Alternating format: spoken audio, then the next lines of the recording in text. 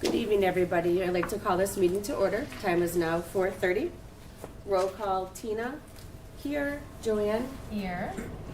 Nicole, Here. Danielle, Here. Stephen. Here. If you could please stand and say the Pledge of Allegiance with us. I pledge allegiance to the flag of the United States of America and to the republic for which it stands, one nation, under God, indivisible, with liberty and justice for all.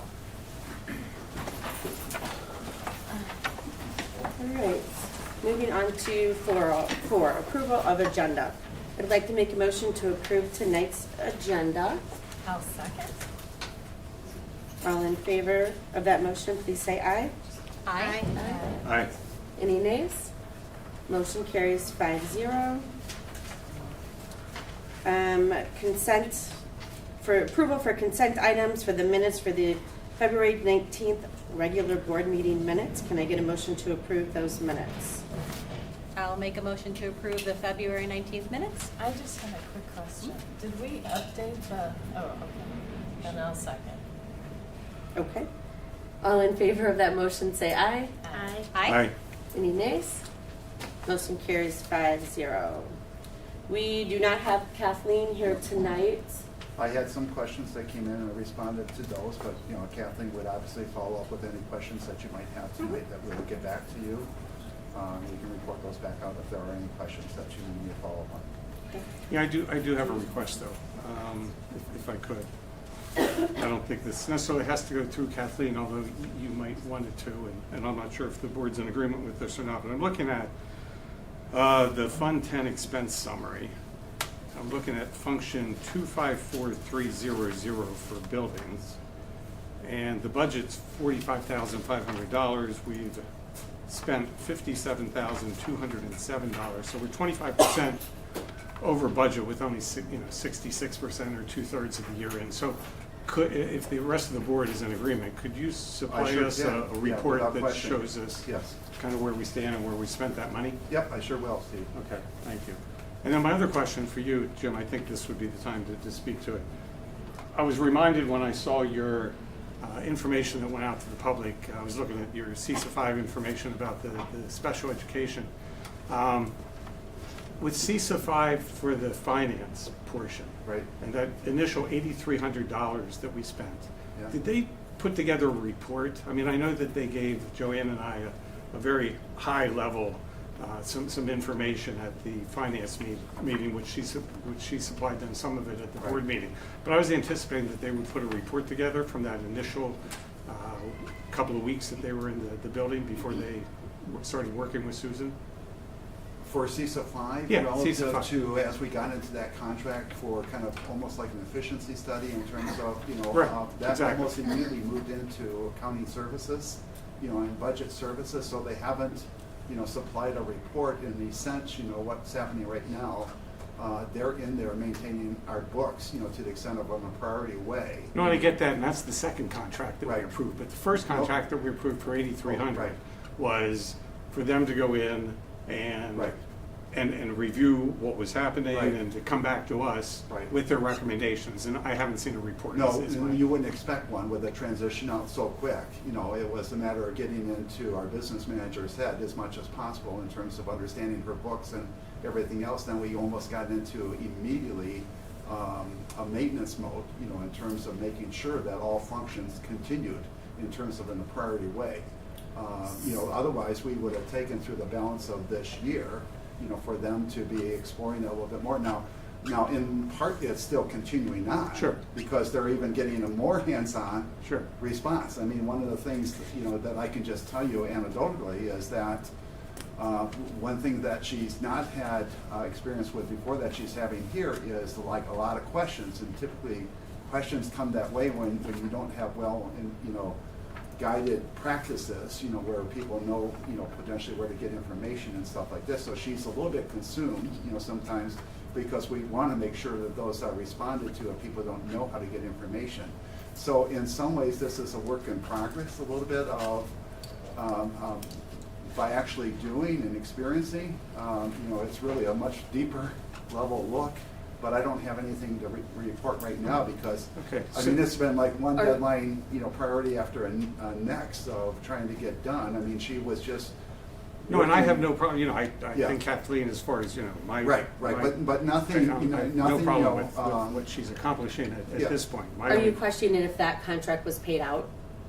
Well, I'm assuming it was paid out. One's evolved into the other. I mean, this Okay. is just one, And the dollar and the daily amount that we're paying is the same Is for that the first daily amount that we're 8,300 paying, as she's trying to the keep the second. 3 days, that can extend itself. We're being Right. flexible there because, last thing we All don't right. want to do. If I have is any not- other questions, I'll look at the timing of it. Okay. Again, I was just, Okay. I was concerned, if you remember, with the context of Yeah, that right. contract. And I'm a little bit more concerned now, I guess. But I'll take a look at the timing, and I Sure. do understand what you're saying. So, thank you. Great, can I get a motion to approve tonight's financial reports? I'll make a motion to approve the financial reports. All right, do we have a second? I'll second it. All in favor, say aye. Aye. Aye. I, Any nays? Motion carries 5-0. Moving on to personnel hires, resignations, and leaves. Sure, this also falls under the umbrella of the business manager in terms of how we're kind of restructuring, or myself, with the assistance as we're looking at some things. I think the report is pretty straightforward. We may not be consistent with sometimes how we reported things, but the one thing I would want to bring to your attention is we've found what we believe is a very right person for our speech pathologist to begin next year. And that person's name is Whitney Lauren. So we have offered her the position at $57,000, in terms of based on years and experience and where we fit her onto the schedule. My sense is I didn't get a chance to personally meet her, but my understanding from the interview team was very excited in terms of this individual. And so she was free with me mentioning her name because I wanted to make sure, because it's an extended offer. But the only thing she wants to do is first is come in, she wants to meet with the staff, really understand the culture as you might like. They want to make sure that they're a good fit, and it's a good place to work. So, but we're very excited about her, that we could start off with getting off of some of the contracted services, which has been very challenging, to get on with that more stable support. and that's just a replacement of a previous position. That's correct. It's an open position, so it's a position you have already, Right. approved, Right. and that's would be filling that position. Gotcha. Okay? That's all with Okay. that. But I would ask for, obviously the approval with the understanding that we are extending that offer just like any teacher, in terms of contracts for a new year or something of this nature. This person is the person that we want to bring on for that amount. Okay. And that amount is already, 57,000. that's already in the budget for, Well, that would be building next year's budget, in terms of Oh, it, this yes. next year. Right. Right. But it I mean, doesn't this is exceed a the July 50. 1 effective date, so it's really a head start on some things, it'd be nice to have her sooner, but that's, Okay, thank you. can I get a motion to approve the recommendations as Jim stated? I'll make a motion to approve the recommendations as Jim discussed. I'll second. Okay. All in favor, say aye. Aye. Aye. Any nays? Motion carries 5-0. Moving on to district administrator reports. sure. I provided you a written summary, and I know you've got a pretty extensive agenda, with closed session and stuff like this. So unless you have some questions or on the strategic plan, I think the strategic plan is very important. And I think the one thing that's been one of our top priorities there is Act 20. Otherwise, I would think it would be the area that falls into communication, whether or not it's with staff or public in terms of engagement. And we're in transition, and we're working hard to try to, bring people together with that. That's really critical. Right now, we're short-staffed. I mean, it was even nice, I had a communication from Lou that went out to staff. Please understand, we're short-staffed. We've had somebody out in tech department, and, that's very challenging, and yet we're really, I think, working good to try to keep people informed and working through that, so.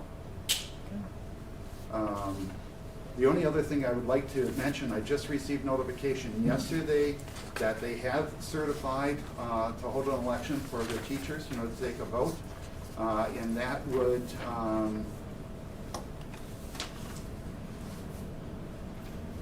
that will be going out, I think on March 1st or 2nd, that they'll send private ballots, to April. teachers? April.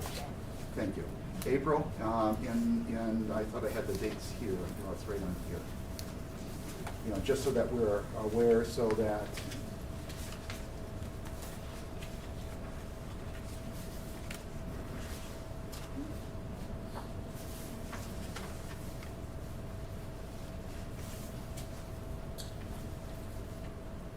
okay, here it is. Tuesday, April 1st, the ballots will be mailed, and they'll be due back, and they'll start counting at 1:30 p.m. in the Commission's office of the state, Monday, April 21st. And then results will be made known. Okay. So that's just Okay. an information. I'll communicate this to all staff so that they're just aware. Thank you. All right. Anything else for district administrator report? No, that's it. Okay. Number 7, public comments. Do we have any public comments? Lisa. Oh, thank you. All right. Be sure to sign in if you are speaking. Members of the board may ask questions for clarification and briefly discuss the matter as permitted following state statute, but may only take action on an item if it's on the agenda. All visitors are asked to identify themselves before speaking. By board policy, each individual will be allotted 3 minutes. Please also refer to board policy 0167.3. Participants shall direct all comments to the board, not to the staff members, other participants, or one board member directly. We do, Nicole will be taking time. We've got 3 minutes. First person that has signed up is Cheryl. My name is Cheryl Stewart. I want to say members of this board, on behalf of myself and the silent majority here at Bristol School, we would like to express our sincere gratitude for all you've done for our students, our school, and this community. I've attended these meetings month after month, and sadly I have to say I had to watch a member of this board be viciously or personally attacked, all because she had the audacity to do the job she was elected to do. This board has had to clean up a mess that you inherited and make some difficult and sometimes unpopular decisions in order to right the ship, so to speak. And because of those decisions, we've been able to move the school forward in a positive direction. That's an accomplishment you can be proud of. And lastly, one of the best decisions this board made was bringing Mr. File in as our interim administrator. And I promised he didn't pay me to say this. His leadership has provided stability and healing that our school has badly needed. He comes in every day with a warm smile on his face and visits every classroom from 3K to 8th grade, just to say good morning. We've watched him build relationships with students and staff. Our students really enjoy his participation in all our school activities, from Crazy Sock Day to a dodgeball game. And we're hoping that Mr. File can stay on with us at Bristol School and continue all the progress that he has made. And I want to thank you again, and I look forward to seeing you all next month. Thank you. You're welcome.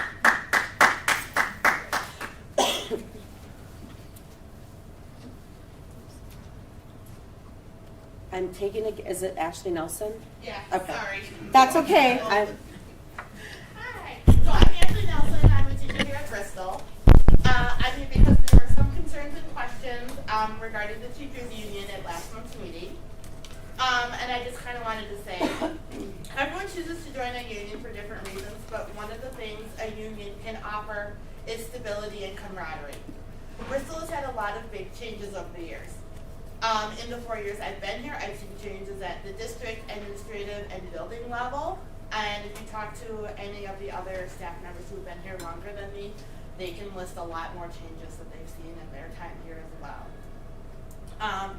Sometimes it's hard to feel united when so many changes are happening. I'm not saying that change is bad. It can be really positive, but after a while it's normal to crave some stability. And a union can do that for people. Despite being a dues-paying union member since graduating college, this is my first time being actively involved in a union. And I can't say enough nice things about our union siblings over at Salem and Central. And since the unionization process has started here at Bristol, I've gotten to collaborate and get to know a lot of very intelligent and amazing women at this school who I wouldn't have gotten a chance to spend time with without the unionization movement, just because the school is very big and there's only so much time in a day. So that has been a very positive and beneficial thing that I've experienced. As one of the people who was voted as a union rep as part of this process, I'm excited to announce that, Mr. File was correct. We are going to be having our election the month of April, and we will hopefully have an update about whether or not we have a certified teachers union at the next board meeting. So we are looking forward to that, and hopefully we get to do some collaboration. Thank you. Thank you. Thank you. Paige.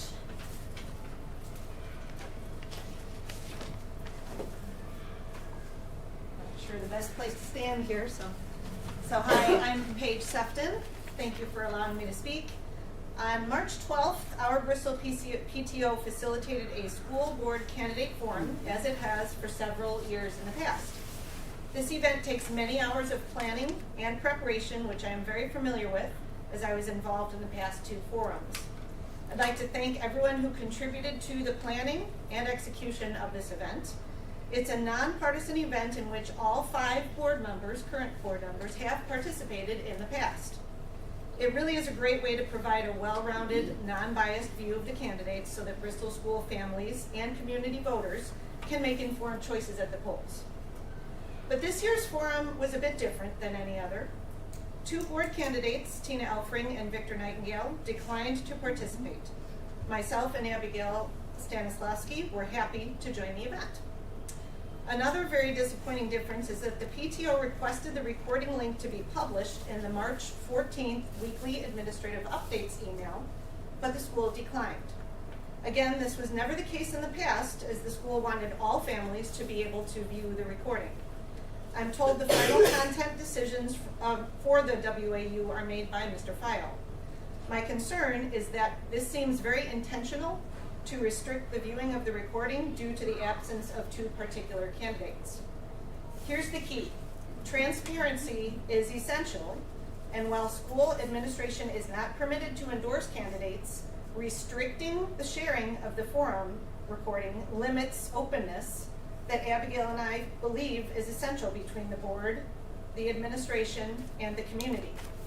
I respectfully request the school to reconsider sharing the forum recording in this week's WAU, and also ask for everyone at this meeting to please share that link to help ensure that the candidates' platforms are accessible, as all 4 of us had an equal opportunity to participate in that event. Is that time? Nope, you had 1 minute. You have 1 minute. Oh, thanks. So just to say that I'm disappointed in all this is an understatement here. We need to do better. I think we really need to do better for Bristol School, for the families, for the students, for the community, and for the staff. So thank you. Thank you. Jill. Hello, I'm Jill McDonnell. I'm a teacher, parent, and taxpayer here at New Bristol. At the last, was that my time? No, that's not. I don't know what it is. Are you running this you want me clock? to wait or Talk fast. I'm experimenting. Talk even faster. You hold on, you can start over Okay. once we get the clock. We were doing it here, but this actually is better so everybody can see it. Oh. Maybe you want to hold off for the... It's fun. Some bonus seconds.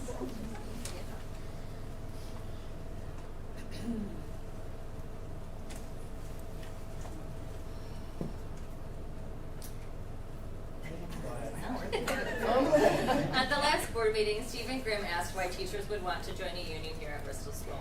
I, for one, joined the union for legal representation. In the fall, when this school board prevented the implementation of standards-based grading and removed Mr. Musher from his position, a lot of the staff was upset. People asked me to write a letter of no confidence in this school board. I wrote the letter at home on my home computer and even printed it on my home printer. staff members signed this letter before and after school. We had over 40 people voluntarily sign this letter.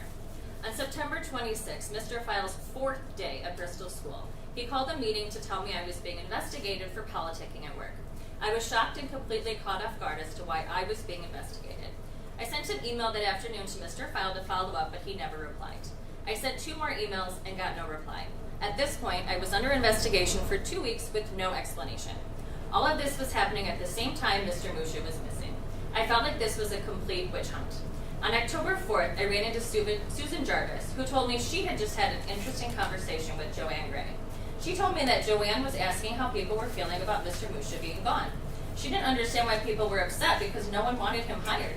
Susan replied that maybe 20% of people didn't want Jack hired, but now 80% of people were upset about the way he had disappeared. To this, Joanne replied, "Well, that's all coming from Jim." I was floored. Why was Joanne Gray mentioning my name when I had never once had a conversation with this woman? I was so bothered by this, I went back to my room and wrote notes on a Post-it that I still have right here. This only confirmed my thoughts of a witch hunt. On Halloween, Mr. File was taking my picture through a gym window. I felt incredibly uncomfortable, so I reported it. I was told Mr. File will be coming to talk to me. This never happened. However, I did get an email from his secretary requesting a meeting with me. I assumed this would be an explanation for the picture he took, but instead, Mr. File told me the investigation was over and I was cleared. According to Policy 1662, I should get a written report of the administrator's decision along with the name of the person who reported me. It took another 3 emails before I finally got a reply. 1 minute. In this email, Mr. File said he was following up on a rumor and that there was never a report or evidence that I was involved at school. If there was never a report or evidence that I was involved, why was I told I was being investigated? Is this how a school should function? Scaring staff so they don't voice their opinions? We get a yearly survey where we can provide feedback at the school. And at the last board meeting, Tina Elfring called staff concerns, he said, she said. I don't want to work in a school where the professionals have no voice. This school board likes to throw around words like accountability, but when will they hold themselves accountable for the toxic environment they have created here?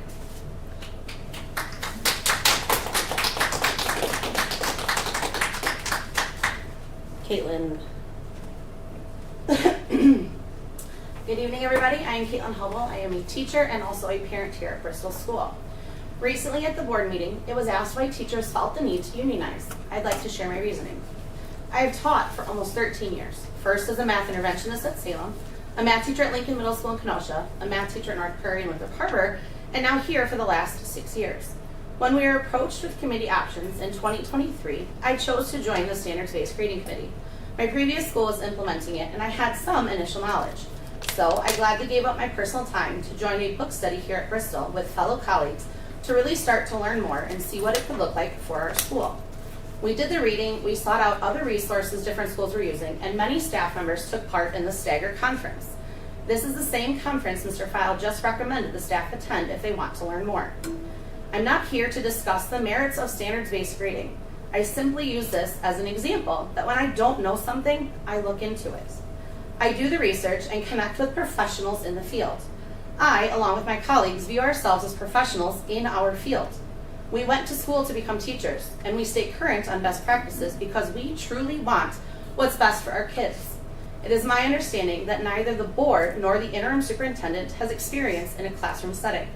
To some extent, that's okay. We all bring different expertise to the table. What's not okay is completely shutting down an idea without so much as saying, let's discuss this further after we talk with the study group of teachers and learn more. Not once has a board member asked any of us questions or asked to have a meeting to learn more. Teachers are the experts in this field, and to have no one ask for our opinions or discuss what we know is diminishing of all our time and effort. I am voting to unionize because I feel like my voice and my opinions don't matter to this board. Teachers are afraid to stand up and say anything for fear of retribution or being put under investigation. The stress alone that the board has created this year makes our workplace, where our focus should be on our students, almost unbearable sometimes. Thank you. Rachel. Good evening. My name is Rachel Ringsby, and I have been a teacher at Bristol School for the last 21 years. Tonight, I would like to share with you one reason why many teachers want to join a union for human resources protection. Recently, it has come to the attention of the certified teaching staff that we have not been getting paid for holidays for the last several years. With the frequent turnover in administration over the last 6 to 8 years, the holidays that were once included in our 188-day contract have turned into 188 actual workdays. According to the non-certified staff handbook, they received 9 paid holidays, 10 if they worked a full calendar year. And Mr. File made certain to negotiate for paid holidays in his contract. This leaves certified staff wondering why we are not afforded the same. When I looked at my own salary for the last 3 years, which I calculated using 6 holiday days, those 18 days were equivalent to $6,882. And I have my map on here, I will give this to you. According to our current salary schedule, $1,350 is our typical yearly increase. That doesn't even cover the 6 holidays that I no longer get paid for. When we realized this loss of holiday pay was occurring, a few of us informed Mrs. Houston that it was a problem. She did say she would address it with Mr. File, and to my knowledge, she did inform him. The current calendar for next school year has 181.5 teacher workdays. However, at a recent staff meeting, Mr. Blair informed us that the calendar was short days. He added that these days would likely become flex days, so although it would not be mandatory that we report to school on specific days, we would need to work those hours and document when we worked and what we did. The problem with that is, one, it creates more work for us to have to document all of the stuff we do. And if we are being honest, it will total many, many more days than needed. And 2, we are still being expected to work the days that were once holidays. While we do not believe any of this was done in malice, nor do we believe any current administration or current school board members had really anything to do with this, it is something that can and should be corrected. Thank you for listening. Thank you. Thank you for bringing that to our attention as well. You're welcome. Miranda. Hi, I'm Miranda. I'm a teacher here.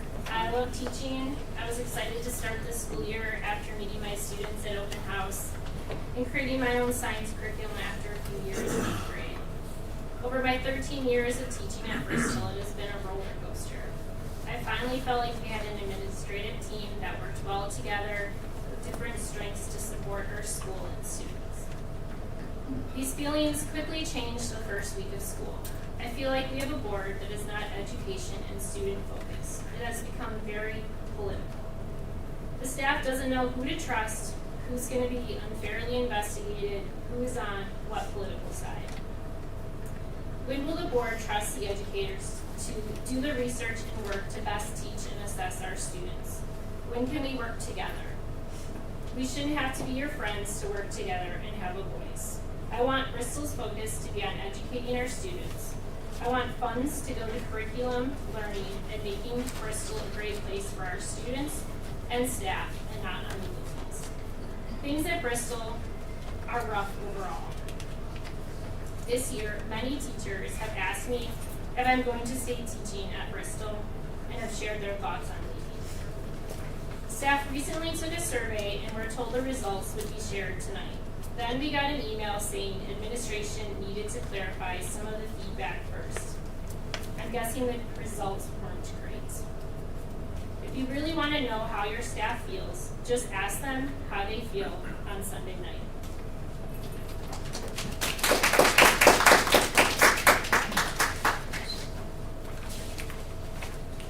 All right, thank you, everybody. Committee updates, Finance Committee update, Joanne. We're holding off until we have a business manager because Kathleen's only here 2 days a week and it doesn't make sense to pull a couple hours away and then have her here. So But we are doing a budget workshop in April. we are. Okay. Policy Committee update. This past meeting on Monday, we had a couple absences. We did get through a good handful of policies, and some of them we're going to gather more information. So we'll have some more policies to do second reading next board meeting. Okay. Great. Number 9, discussion items. Scott, I'm going to turn this over to you. All right, well, thank you for having me here. First, I'd like to just give you a little update on the search process. The posting of the job concluded last Friday, March 14th, and I'm happy to say that both the quality and quantity of applicants is very good. In fact, this is one of 7 searches that I'm either working or have worked on in the state, and the quantity is the most. We had 22 completed applications for the job. We had another 4 that did not complete applications, and I didn't follow up with them as to why not. But 22 is a great number, and I think the quality is good, which we'll take a look at a little later tonight. After tonight, we will have the first round of interviews on April 2nd and April 3rd. And then following that, we'll get it down to 2 or 3 finalists, and have the finalist day in the district and board final interviews on April 9th. So that's kind of the timeline we're looking at, about 3 weeks to go in the process. So I'll get into the report a little bit. I'm not going to read it word for word, but I'll just hit some highlights and focus on the characteristics that people would like to see in the next superintendent. And first of all, Mike's my partner. He's not here, but we would like to thank all the people who helped us with focus groups or completing the survey, and the Bristol staff, in particular Jean and Lori, were very helpful in getting things coordinated and scheduled, making arrangements to help us collect for the report, so I wanted to thank them. That is followed by the description of the district, which we basically took from your website, and some of the highlights of why people would want to come to Bristol. Page 4, community engagement. The survey was open to community from February 24th to March 7th. We had 65 total participants.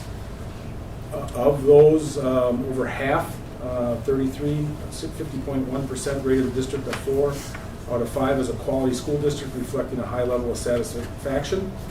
And the actual, there's 3 more that ranked it above that, so 36 of the 65 responses gave the district a 4 or a 5, and then a 3 was 24 of the responses. So we asked the same questions of everybody we interviewed or any of the groups we talked to. What are the strengths of the Bristol School District? What are the challenges facing the Bristol School District? And what characteristics or traits would you like to see in your new superintendent?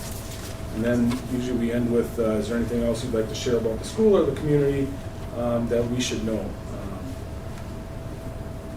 We will highlight what we thought as the themes and identified by groups of the school board, the community and the parents and the staff. The process, we asked the questions I already mentioned. So we did interview each board member individually. We had 11 different focus groups. 10 of them were in person. 1 was a virtual on a Sunday night. And 2 of those groups were with the Westosha Central Superintendent, Mr. Gendron, and Dr. King from Salem. I also went and visited with her. Not to interrupt, but on page 5, why were students not surveyed? I was told, we had them on the schedule, and I was told the group was not available to meet with us. By? I don't... That came from me. Because in terms of this, the directions coming down to be able to coordinate that and put it in, then we're at last minute, and it was just not something that was deemed that could be successful. In conversation also, it's typically surveys of students are at the high school level, when you're dealing with maybe a K-12 superintendent. So again, the appropriateness of this, and without more discussion, would be the student senate, random selection, notifying parents. We just felt that the timeline wasn't really conducive to... Well, we paid $18,000, and Scott notes in here, typically we like to speak with students to hear their perspective when conducting interviews for searches. So, disappointing. Thank you. Okay. All right. So the first part of the report is of the school board. The strengths as identified by the school board are the academic and co-curricular achievement of the students, the community and parent support, and strong fiscal management, noting that the general fund balance currently has 33% in reserves. district seems to be financially stable, with a strategic plan in place that will continue to guide the district into the future. Challenges, as identified by the school board: transparency. In school, the staff appears divided, and the district must reunite everyone to truly serve the best interest of students. Another challenge is the financial challenges. The district has, as it was a strength with the reserves, the district also has a recently failed referendum, which leads to an uncertain future. And then there's some building things that potentially need to be addressed, such as the roof. And another challenge is leadership, and the turnover in leadership is hard on a district. Bristol needs to provide stability and leadership to move forward. Characteristics the board members would like to see in their superintendent. Leadership. The superintendent should be visible in the building, collaborate with all stakeholders, and make decisions based on what is best for the students. Be a clear and concise communicator. The superintendent must be transparent and communicate with all stakeholders and follow through on their responsibilities. Experience in instruction and finance. Superintendent should have educational leadership experience and provide stability to the district leadership team. Some preferred that it would be actual superintendent experience, but educational leadership was a part of that as well. Community-minded. Superintendent should be transparent with their communication and be visible in the school and the community. And their interpersonal skills. Superintendent must have strong organizational skills and be trustworthy and reliable. Ideally, the next superintendent will be a team player that collaborates with all stakeholders and empowers each of them accordingly. The next group is the parents and community members. The strengths that they identified was the dedication of and passionate staff, the facilities and the safe school. Parents felt very strongly about the safe and secure learning environment, and the upgrades of the $23 million referendum. Opportunities for students, both academic and co-curricular activities. It was felt that there was a good variety for the students to take part in if they chose to do so. And there's also an appreciation for the great small town feel that Bristol provides here as a community and as a school. Challenges of the district as identified by parents and community members. The school board and board governance is one that's identified. Communication and transparency. Increased community engagement. Consistent leadership, and update the curriculum. Although that, we see that it seems that Bristol is performing quite well, there's some thought that it's time to get the curriculum updated and continue to enhance what you're already offering. Top 5 desired characteristics of the next superintendent as identified by parents and community members. Relationship builder. The superintendent must rebuild trust with the community and staff. Be student-centered, student and staff focused. The superintendent should work collaboratively with staff, community, and the school board to make decisions that are in the best interest of the students. Instructional leadership experience. The superintendent should have prior administrative experience, preferably in the K-8 setting. Effective communicator. As a district spokesperson, the superintendent must be transparent and communicate with all stakeholders. And community engagement. The superintendent must be visible in the school and the community. The community has continually supported the school and wants a leader that values their input and wants the community to be part of the educational process.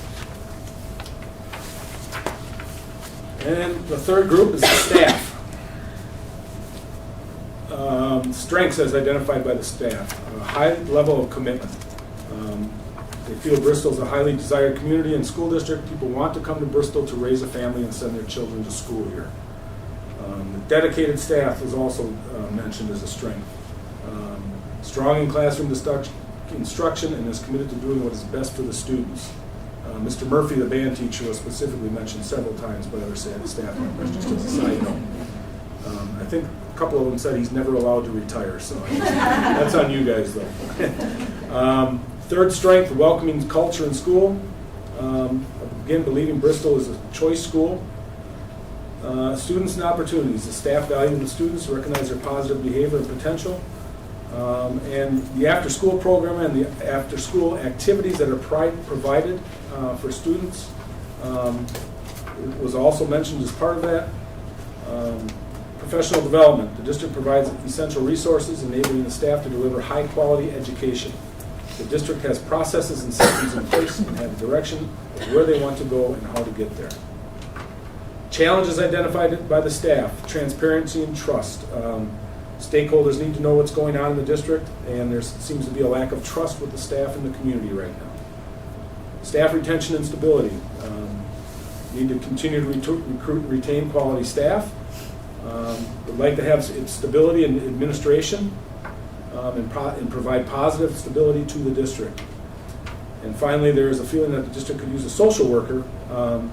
There is a need to recruit, and there is a need to recruit substitute teachers, which is probably nationwide. Another challenge is financial uncertainty in funding from the federal and state level was mentioned.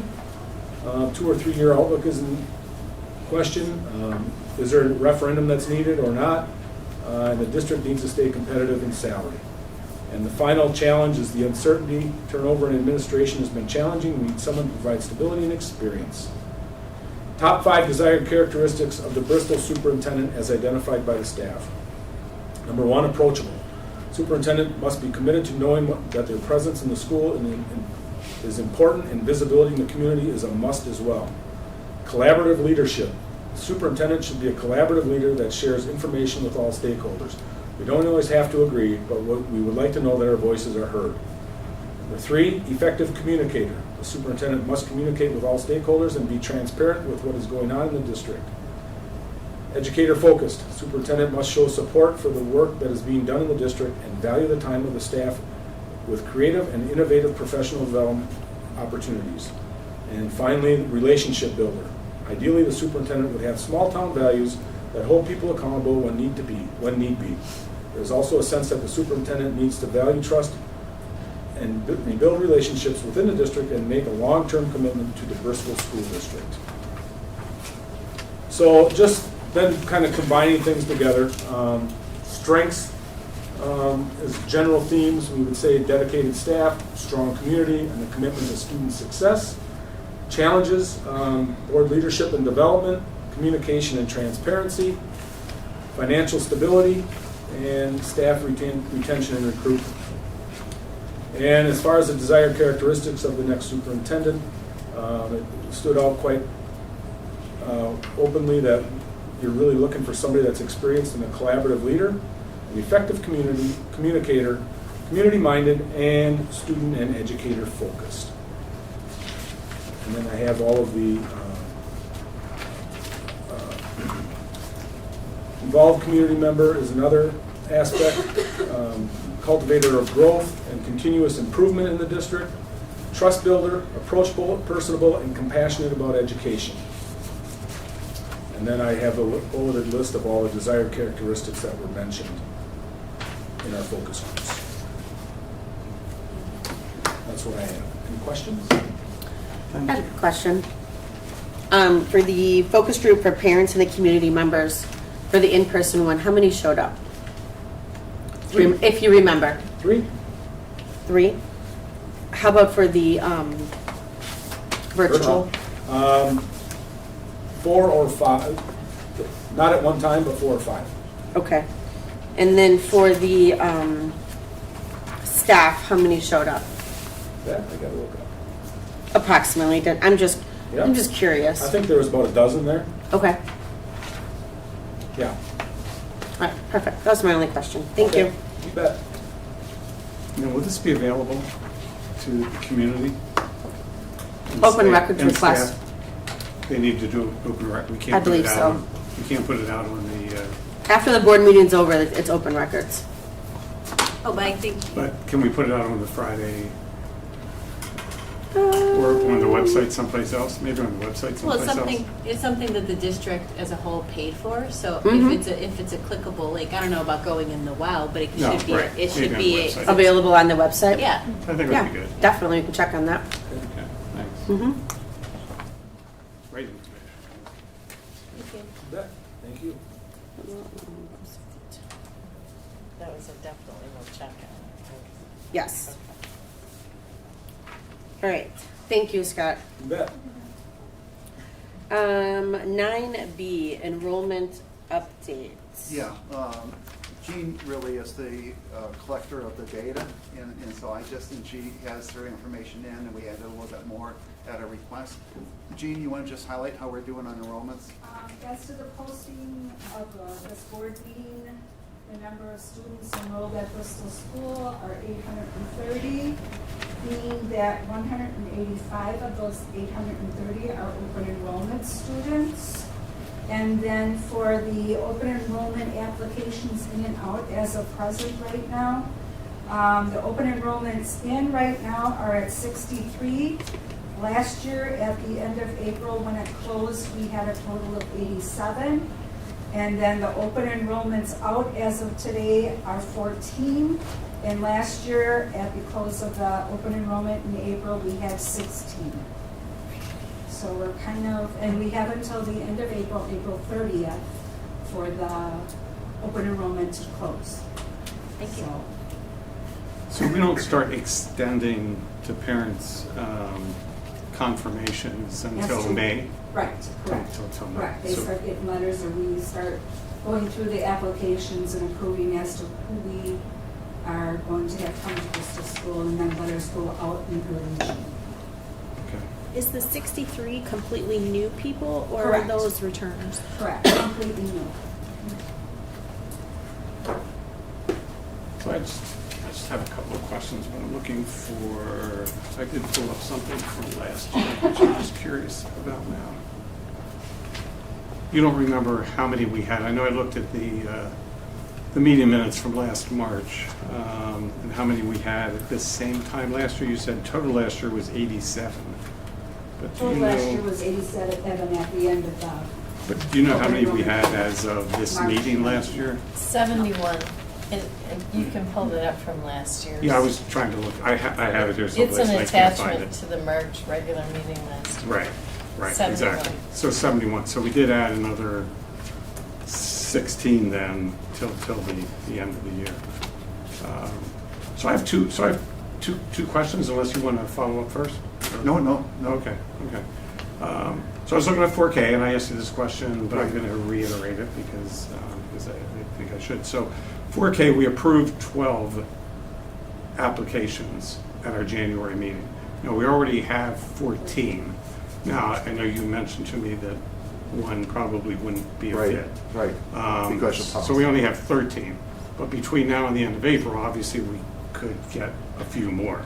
So I guess I'm questioning again, which was my question earlier today, whether we should raise the max on that. The 16, again, I know when we extend, they're not all necessarily going to accept because they're putting in for Bristol and they're putting in for Paris and Wheatland and wherever. But I'm just wondering if just to make sure we catch them all. I mean, why not catch We the monitor entire this number? very carefully. I mean, weekly, we're looking at enrollments and how that is going, and also, some of the nuances of this, and, and whether or not we would accept all, and whether or not others could come in where you want to have open spots. Somebody moves in and they have kids, including a 4K, then all of a sudden you don't have a spot and you can start putting over. So this is something I would just say administration is diligently reviewing weekly. Okay. And that we would come back if we felt that there was a need. We would also share that there are other options, like even putting people on wait lists, in terms of where we can keep an openness, to what we're doing. But we don't see right now a point to come back to recommend, lifting that right now. Okay, but it appears that potentially we could have kids that would go over that 12, and you will come back to us. If we felt that it would be in the best interest of Bristol and the school district, and most definitely in a formative sense, wanting you to know in terms of how we're thinking and processing this information, okay, yes, we would come back to you. Okay, because I'm looking at past years too, and the last Sure. several years, we certainly haven't had an overabundance of 5K, so there wouldn't be a concern from that standpoint. Okay, thank you. One other question. 6th grade, we have 12 apps right now, and we have 3 approved. Do you see any opportunity there? And I guess you don't see it. I'll just ask the question. So, and again, I don't know. Mrs. Houston's would have to come into play, Mr. Blair, the teachers. Yeah. But if we have 12 kids, and say we get a few more. Last year I noticed we also had 12 kids that applied. And last year I don't think we could take any, although I'm wrong on that. We could take a fair amount of those last year. So if we have 12 kids, so say we bring 8 in, and so we get an additional $80,000.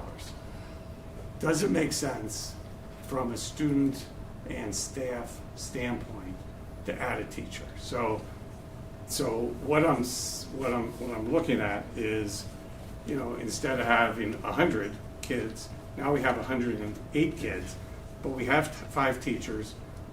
Open enrollment would pay for that, but now we'd have less students per class, which I think would be good for the students, and I think it would be good for the teachers. I know that we had a teacher, months ago that came in, and again, it was only one individual, but I think her class went from 22 to 18. I think second grade teacher, and she said how much of an improvement that was and how much it helped her. So exactly, I thought it was you.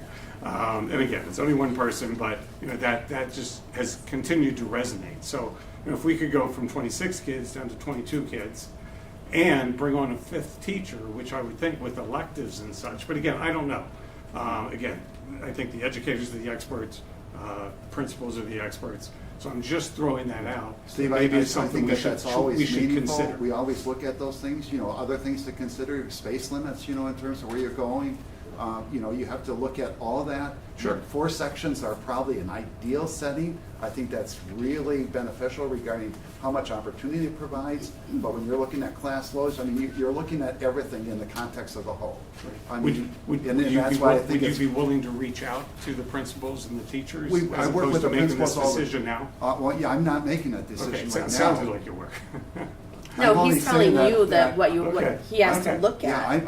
I'm, we are reviewing this all the time and Okay. looking to have that depth of understanding. Okay. And I'm sharing only because we talk about this all the time. Okay. I'm not talking in isolation here. Okay. Perfect. And just like sometimes when we come up, if we present something almost like, how do you feel? Should we make a decision on it? Well, we don't really we work through with creating deeper Okay. level of understanding, Good. and we want to Good. inform the board. Okay. In the context, you always have to understand context. Sure. And that's why the budget's so important, and that's why, in fact, we didn't rush throwing some information, then we're inaccurate, we get people excited or disappointed. It's very important. You're short-staffed right now. I think it's very important that all these issues are always internalized and analyzed in the context of the whole, in terms of when we consider everything together. Yeah. The whole is bigger than the sum of its parts. Yeah. What gives you the best return all around for all stakeholders Right. and the future of Bristol. And again, I don't know if this would be a good thing for students, teachers, because I don't know how it would all work. I don't know how 5 teachers work in when you have, 4 core curriculum, but I've been thinking it would certainly help out with electives. And again, but I don't know. So I guess what I'm asking is that you consider that, reach out to the educators, reach out to the teachers, reach out to the principals, and see if, and decide whether might be a good idea or not. Because obviously then, that additional money would transfer to the next grade, so then the next year, bringing on an additional teacher in 7th grade. And again, I know we only have so much space, and then the next year would be an additional 8. And obviously, again, last year we had 12 students that wanted to come in 6th as well, so it could potentially follow in 6th also. So we could have 5 classes in 6th, 7th, and 8th, and potentially help the students because the student class sizes are smaller, help the teachers because the class sizes are smaller, and help the overall because we have an additional teacher to help with electives and that type of thing. So I'm just throwing that out, but I don't. Just with that, I would, you mentioned expert a number of times. You have really some good you've got a good administrative team, even though we're trying to reduce central overhead so that we put more resources to support teachers in classrooms. That's the ideal setting. But it's really important that the board understands thoroughly those things that we kind of look at, so that you feel informed without having to get into the weeds and then the jumping to this and the jumping to that. It's important for us to provide you good context in some of the things that we consider in this approach. So Okay. in that has been happening continuously prior to my coming to now. I think the administrative team here, I can't say enough about how beneficial it's been working with Tom and Carrie and the rest of the team in terms of what's considered. And that should also extend out to, in our meaningful ways, how do we engage staff in that process too? You know, so that we really feel informed and engaged in this process. Right. So I just don't want anybody to think that we don't do this already, because I think that maybe a disconnect here is the board has not been informed as it should. And that's what I will definitely, and what I'm attempting to do, is make you more informed than you have in the past. Thank you. Okay, thanks. All right, moving on to 9C, the Westosha agreement with the choir teacher. Yeah, that's something we would approve annual, you know, and it's not a designated person. I would only want to identify, and this is another, just because of the conversation we just led at. And what was really nice is you heard about what people think about what we've done in band with Mr. Murphy. We like to do the same thing with choir. We'd like to do the same thing with our arts. We'd like to do some things with the other electives, even though there's always trade-offs. In my last school district, we had to trade off some things because it used to be a high-end school district, you know, where it dropped down to 70% of our kids weren't reading at grade level. So we had to get priorities, you know, back and had to change around where we spent our time until we rebuilt what we had lost. But you know, on something of this nature, I think it's important to recognize, because it's contract, it's not like the full, how do we do the same thing in choir? You know, and I share with you, I'm right now picking up, you know, at one point in time there was feedback that we should do more exploratory things. Well, when you do exploratory things, it takes away from deep content. You know, and I talked with Mr. Murphy, and then I'm not advocating for anything because I haven't discussed this totally with my administrative team as we set this, but you know, if he does something in general music, he does less than developing a very strong band program. You know, so there's so many things to consider here, and I think the board and the community, you know, really need to be able to understand that. So I appreciate that this conversation has surfaced because I think we need to be more informed about that. And again, we're playing a little catch up because of some of the transitional things we're in.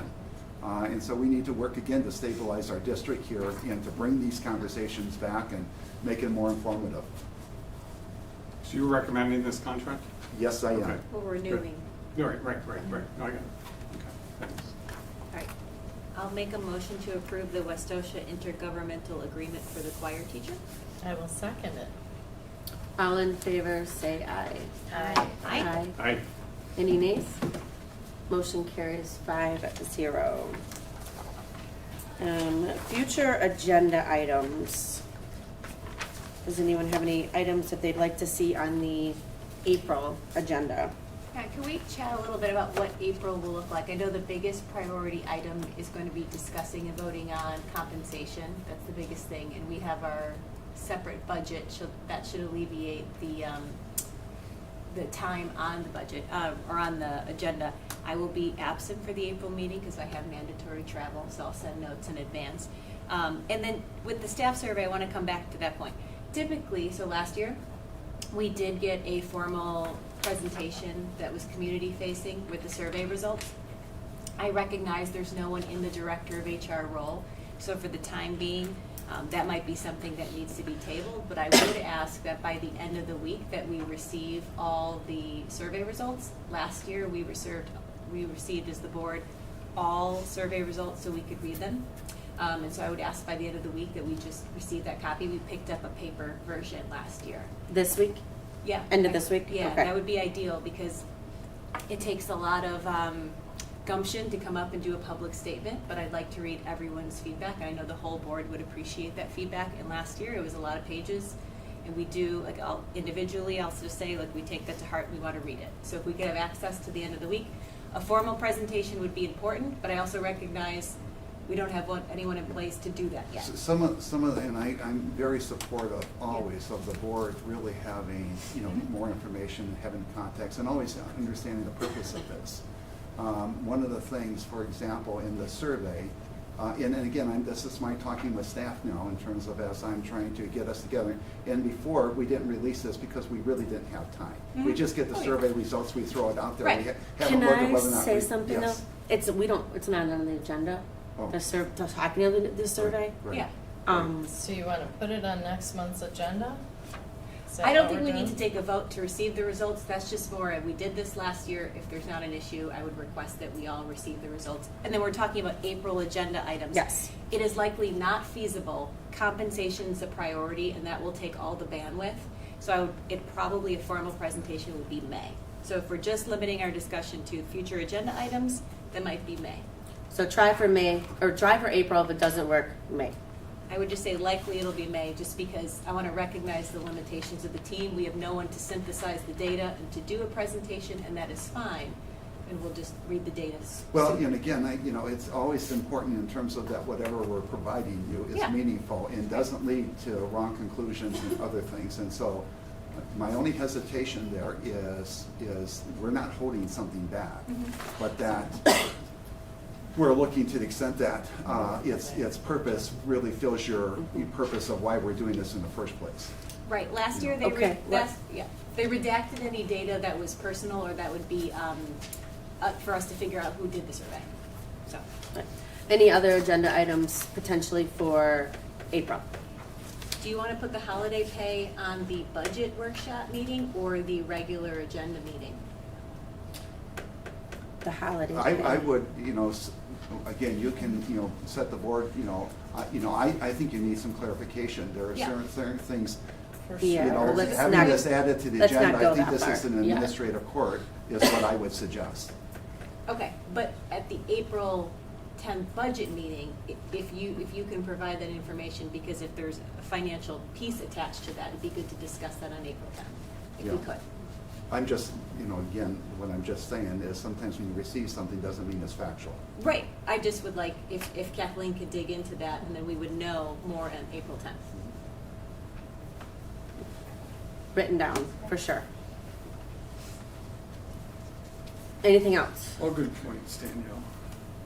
Thank you. All right. Moving on to closed session.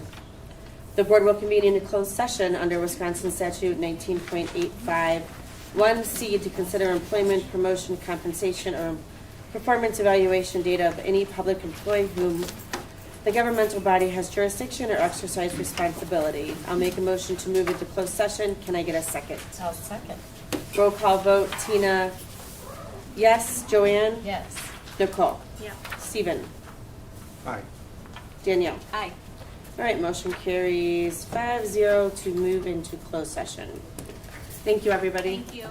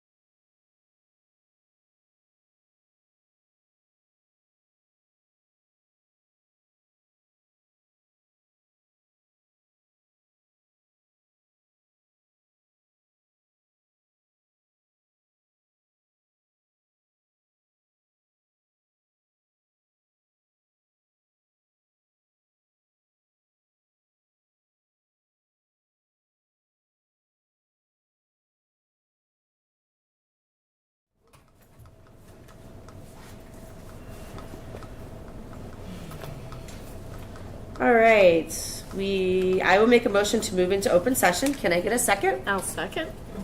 All in favor, say aye. Aye. Aye. Any nays? Motion carries 5-0. Time is now 6:37, and I will make a motion to adjourn tonight's meeting. May I get a second? I'll second. All in favor, say aye. Aye. Aye. Any nays? Motion carries 5-0. Good evening, or thank you everybody for watching. Don't want to start that over again.